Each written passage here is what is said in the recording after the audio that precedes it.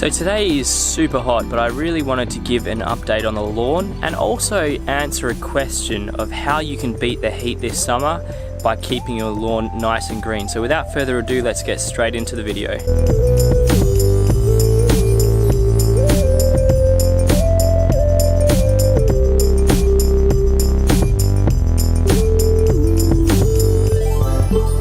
So taking a look at the lawn itself, again, nice and green, no weeds whatsoever.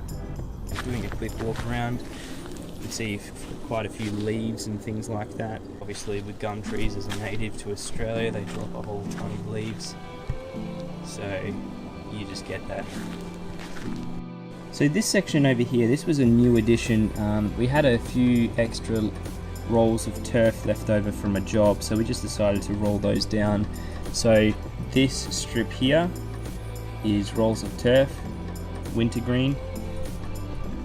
This all along here was just solely grown from that little patch of grass that we had initially. You can see that just from watering the lawn, correct watering, correct mowing, it just spreads really nicely.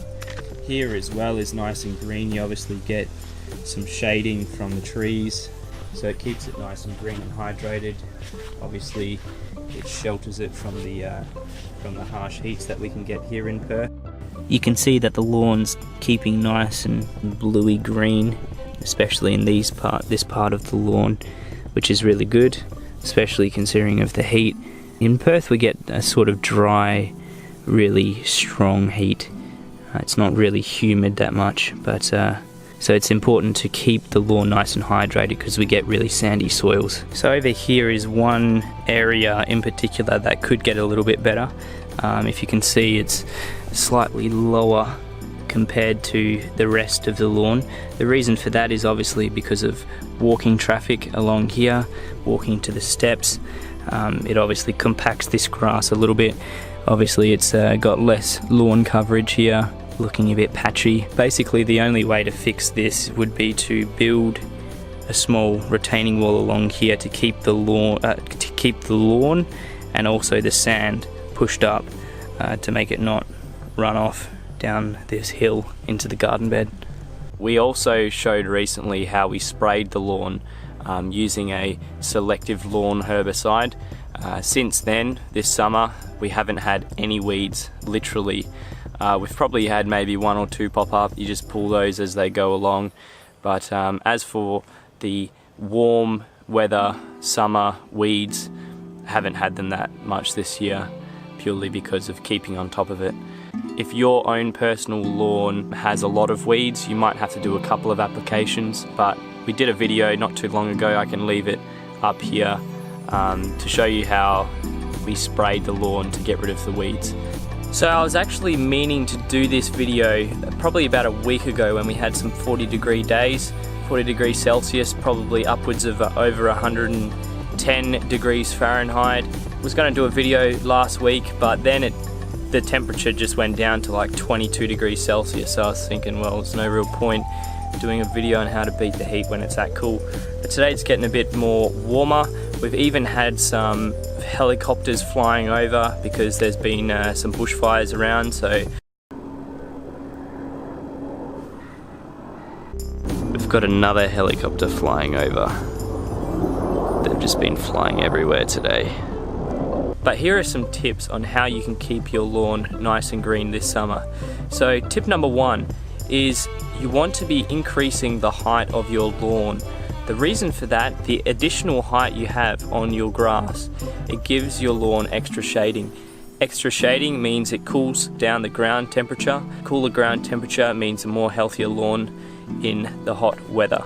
The next tip when it comes to keeping your lawn nice and green this summer is, with regards to lawn, you need to keep the potassium levels in your fertilizer nice and well maintained. The reason for that is because potassium increases the lawn's resilience to the elements, including the heat, the cool, the drought, the lack of water. This will keep your lawn nice and resilient this summer. The next tip is with regards to watering. Now, when it comes to watering lawns, you want to water for longer periods of time, less frequently. Typically, you want to be doing this 2 times a week. Sometimes you can do it a bit less or a bit more depending on how dry or wet your climate is. But you want to be watering for longer periods of time and not shorter, more regular periods. So I repeat, longer periods of time, a couple times a week. So watering for longer periods of time, it will help your lawn to get deeper roots. Why is that the case? Well, because when you water for longer periods, the water saturates the soil when you water enough, and what that does is that it sinks lower into the ground, it sinks deeper into the soil, which will help the roots to grow lower. If you only water for short periods of time, it'll make the roots only grow really short. Roots grow to how far down the water goes, so it's really important to help those roots get really deep to make it resilient this summer. The next tip I have is when it is a really hot day, such as a 40 degrees Celsius day, what you can do is around midday you can give your water a nice little sprinkling. It'll help keep that ground temperature down, because obviously if it gets above a certain ground temperature, it'll just basically cook your lawn, and that will obviously make it die. We haven't fertilized for a few weeks now, so that'll probably be something that we're going to be getting onto pretty soon as well. It'll just help the lawn keep nice and maintained and nice and green.